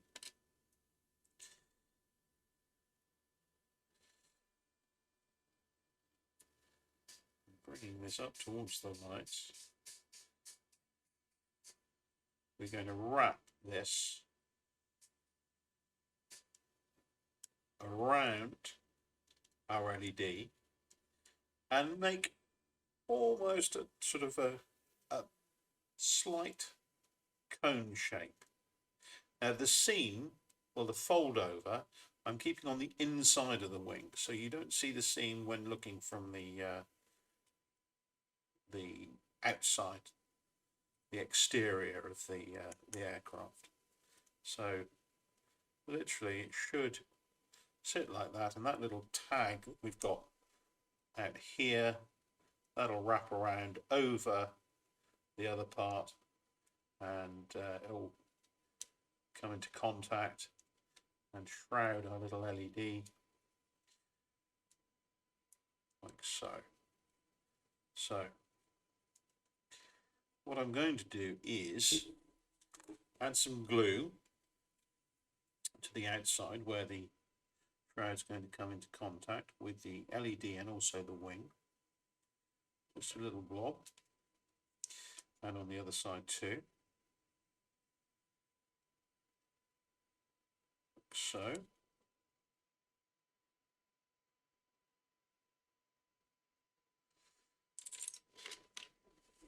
And also pop some on the inside of the shroud. So,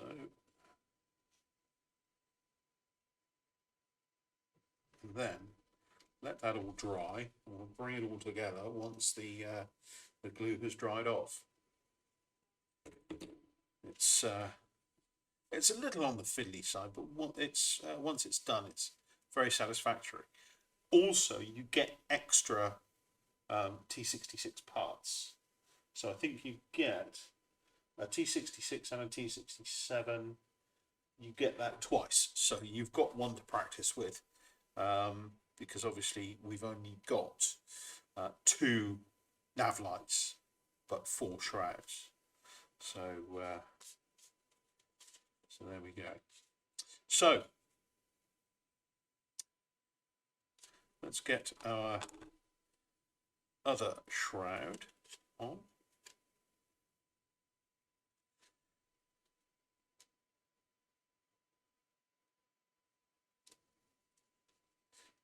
I'm just going to dry fit this first, just to make sure that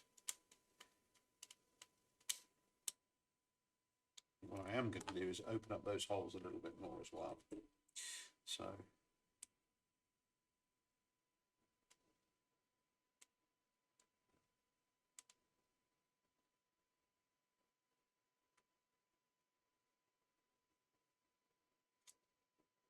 just make our life a little bit easier with those tabs on the bottom of our boot can easily enter into these slots.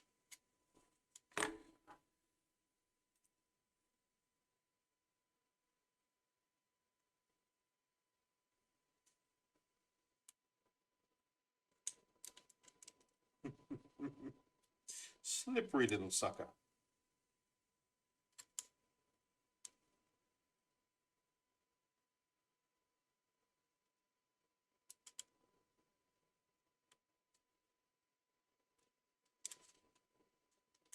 Okay, so I am going to, this little tail here, that little tail there, that's just impeding the whole of the, or the back edge of the boot to come in flush with the wing. So I'm just going to snip a little bit of that off, pointing down. There we go.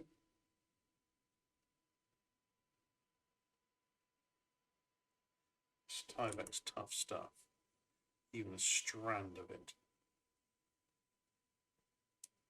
There we go.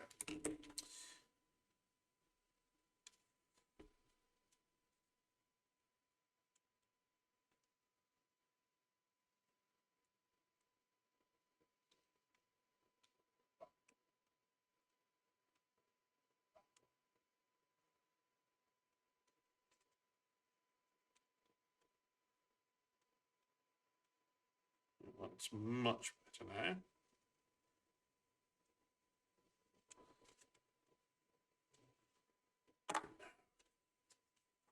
So add a bit of glue, get that popped into position.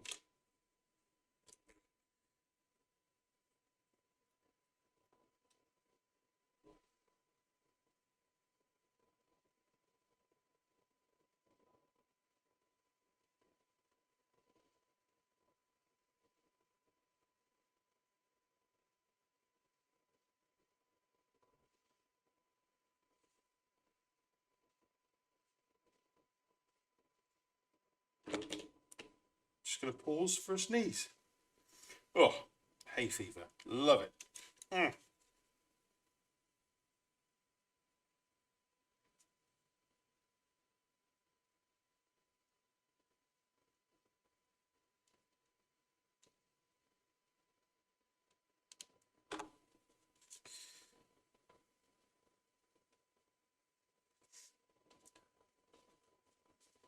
There we go.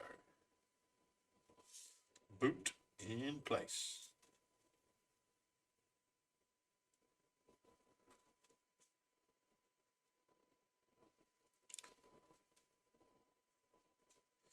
So all these little places were shrouded, I guess, much like sort of the wing roots, because a junction between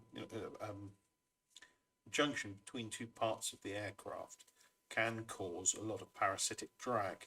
So I'm guessing that's why they shrouded these, at least to some extent.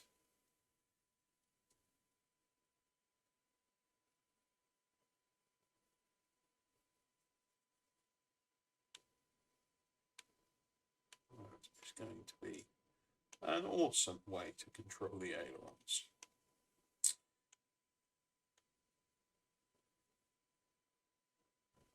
Excellent. Right. Let's see if our little rigging anchor sits in the place that it's supposed to.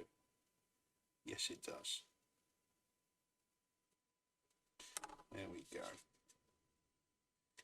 That's absolutely fine. Perfect. You can see it there. So on this, I have actually got some foam safe CA. So rather than drop it directly on there, because it does come out sometimes at a rate of knots, I'm just going to put a blob onto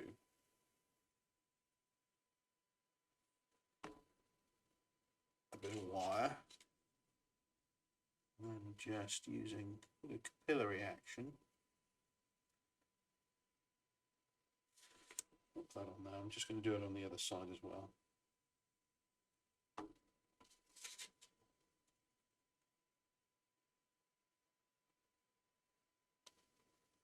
There we go. Obviously, being a rigging anchor point, it can be under a little bit of stress.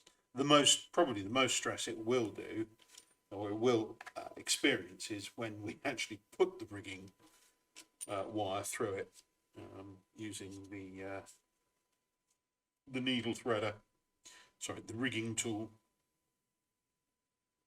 So hopefully that will, using the CA, keep it in place.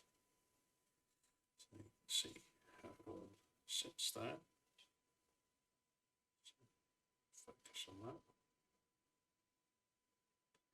Need to cut the nails. Okay. Well, the last bit of the build for the upper wing is to pop this this shroud on. So let us. So obviously it's going to be quite sticky now.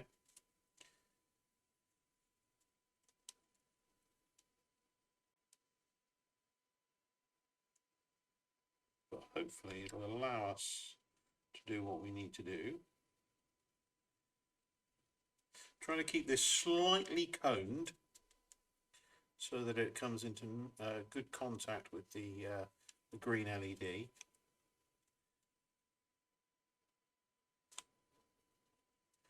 Make sure that it sits onto the wing well as well. And then obviously what I'm trying to do when wrapping it round is that the circle at the front is consistent. So there we go. That's brilliant. So that's a great technique for applying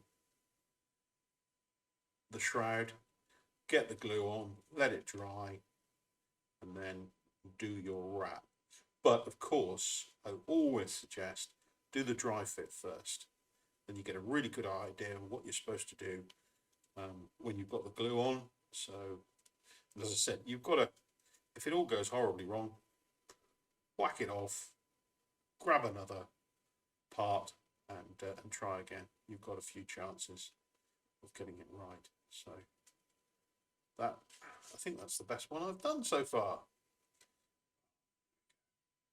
You've had practice, John. Yes, I know. Marvellous. Well, there we have our upper wing, starboard side, green LED installed. We've got our location peg, and we've got our plywood brace too. We've got our aileron control arm, a little bit of protection for the cutout hole there.